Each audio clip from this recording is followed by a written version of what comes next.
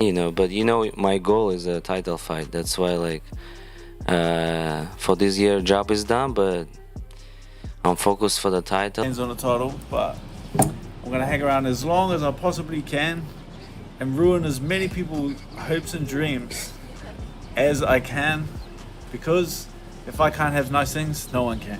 Arman Tsarukyan showcased his readiness for a title fight as he dominated Dan Hooker with a brutal, clean submission, highlighting his sharp precision and clear technical growth. On the Ariel Helwani show, the discussion shifted toward how long it had been since fans last saw Arman compete. Chuck Mindenhall noted that time away often makes people forget a fighter's place in the division, especially when he stays out of the headlines. He explained that this return drew attention, and the moment created new interest as he stepped back into a high-pressure situation during fight week. And obviously, like, it has been a long time, and this business, man. It's like, in a recency sense, everybody's like, well, where is this guy? They showed Rakhmonov, and you're like, oh yeah, this guy still exists in the welterweight division. He should be considered too. But when you don't see a guy, especially a guy who doesn't necessarily keep himself in the headlines, when you see him show up in a situation like this, drew some attention, obviously, with that headbutt in the weigh-ins, goes in there and basically, I think, put on one of his best performances, if not his best. Looking Jack, like you said, just looking like he's transformed a little bit over the last, 19 months. And then, get a second-round submission of a very tough guy who had been defying odds in his last couple of fights, and I think was enjoying this kind of house money moment where he's just right back into fighting big names. To me, it was very impressive. I felt like there was a lot of pressure on this fight, especially with Paddy Pimblett just kind of in the wings all week in Qatar. Meanwhile, Pizza Carroll began his thoughts by looking at Arman Tsarukyan's mindset during fight week. He and the panel discussed how Arman carried himself, especially after the heated moment at the weigh-in. They noted that some fans questioned whether it showed pressure or frustration, and this led directly into Pizza's breakdown of Arman's response and how his performance changed the overall picture. He looked fantastic, and I'll tell you what, I don't know if you guys are on the same page as me. When I saw the way he acted at that weigh-in, when he threw the head into Hooker the way he did, I was like, is he rattled? Like, why are you acting like this? A guy who has been punished, let's be honest, for his behavior with the UFC in terms of pulling out of that late fight against Islam Makhachev at the start of the year. I was thinking, is he cracking up here? Is he cracking up under the pressure right at the final hurdle again? Is he just falling over it? But I thought he answered any kind of doubts I had spectacularly tonight. He looked absolutely immense. I understand why the UFC want to put Paddy Pimblett, like, I could understand why they would want to put Paddy Pimblett in a situation with Ilia. He's a huge star. He's massive in the UK. He's massive all over the world.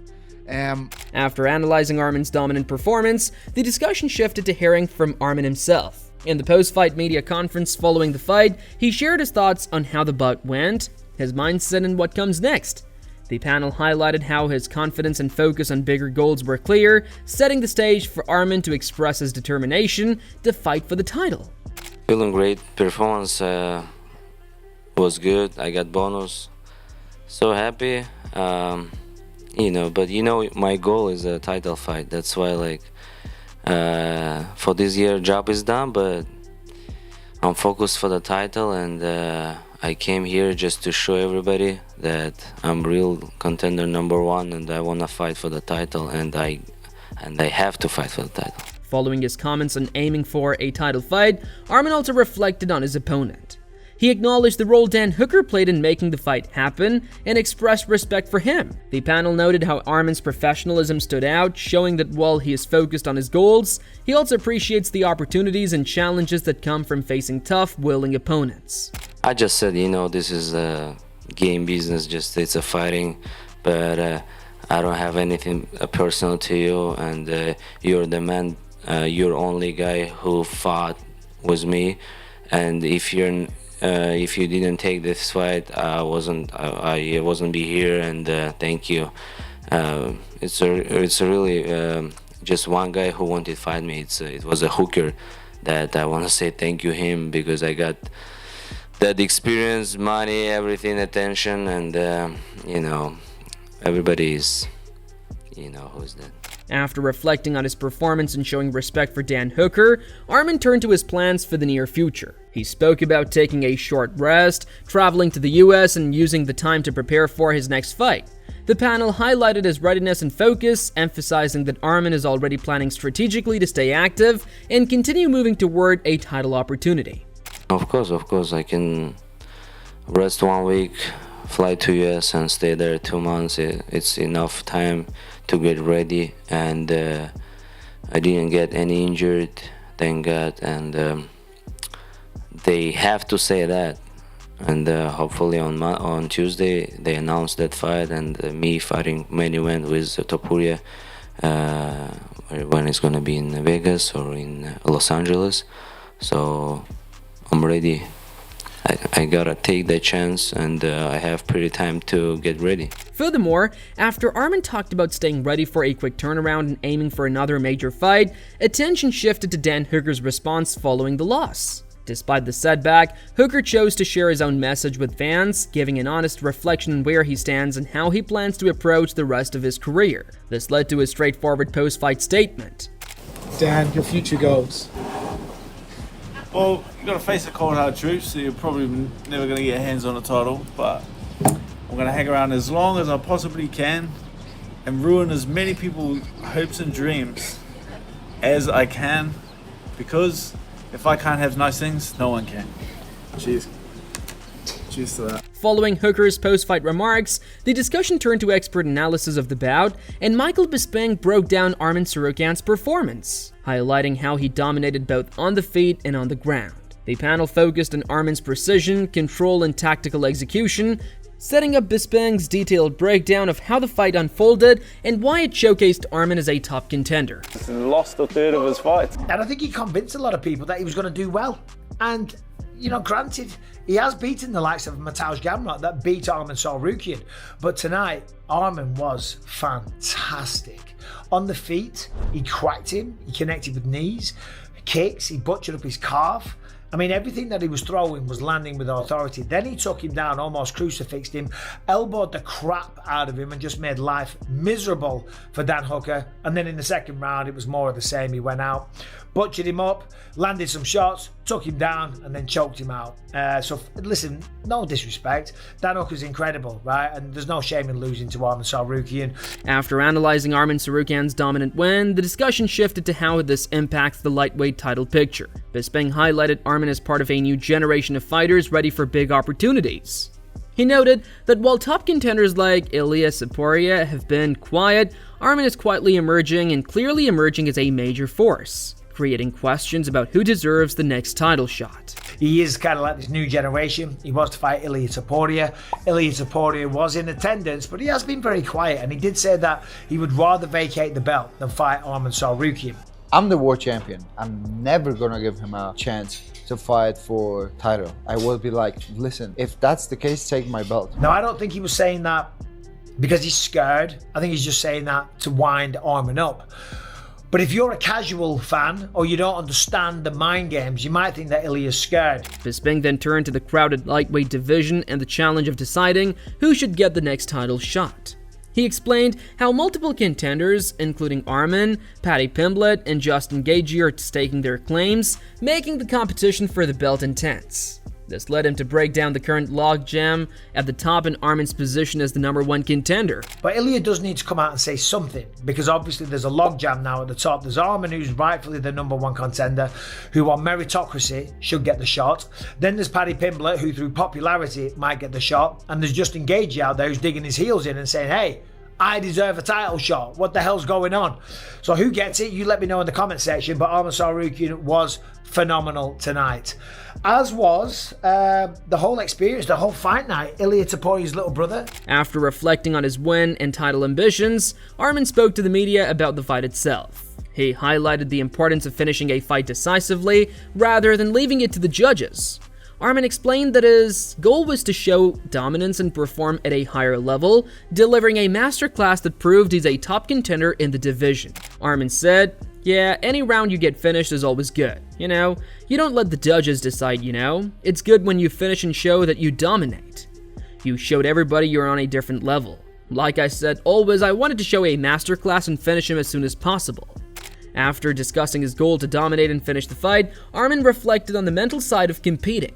He explained how staying calm and focused during the fight is crucial, especially in high-pressure situations. Arman shared how he managed his emotions during fight week and the face-off, ensuring that nothing distracted him from performing at his best inside the cage. He said, I had a problem when I was emotional, so I fought very bad.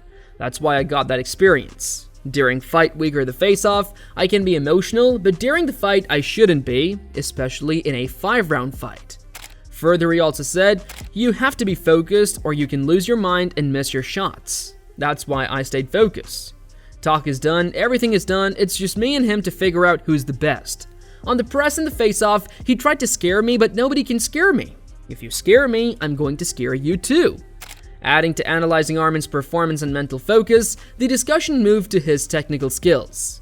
Josh Thompson shared his thoughts on how the fight went, focusing on the matchup between Arman Tsarukyan and Dan Hooker, and highlighted the physical and strategic differences between the two fighters that shaped the outcome.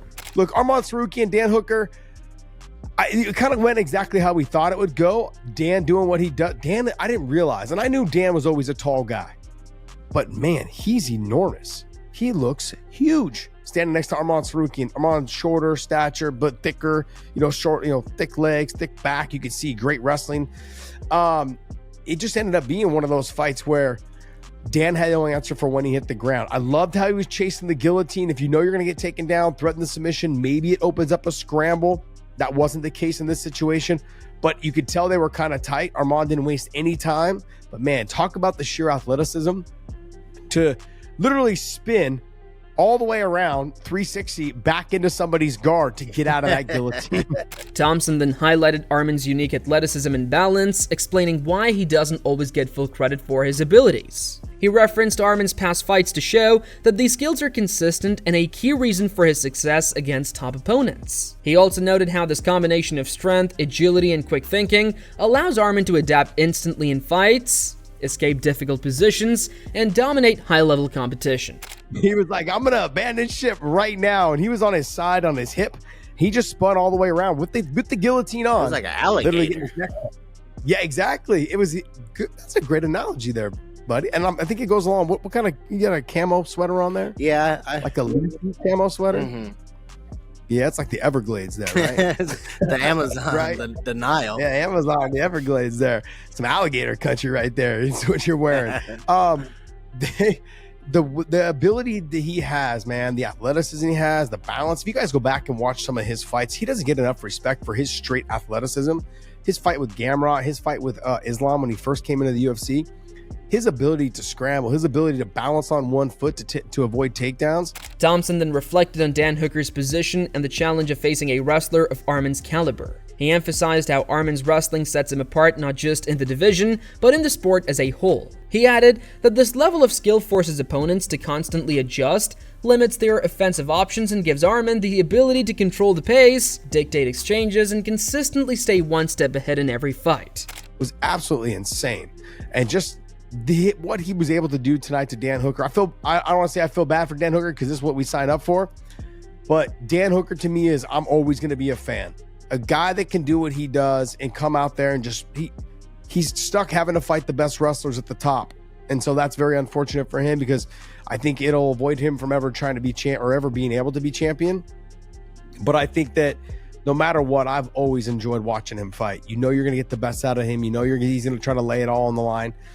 Just in this situation, not many people have been able to stop Arman Tsarukyan's wrestling. Not Gamrot. Gamrot got taken down several times. Not Islam. Islam got taken down a couple times. Like, he's able to wrestle with the best of them in the division, not just in the division, but I think in the sport.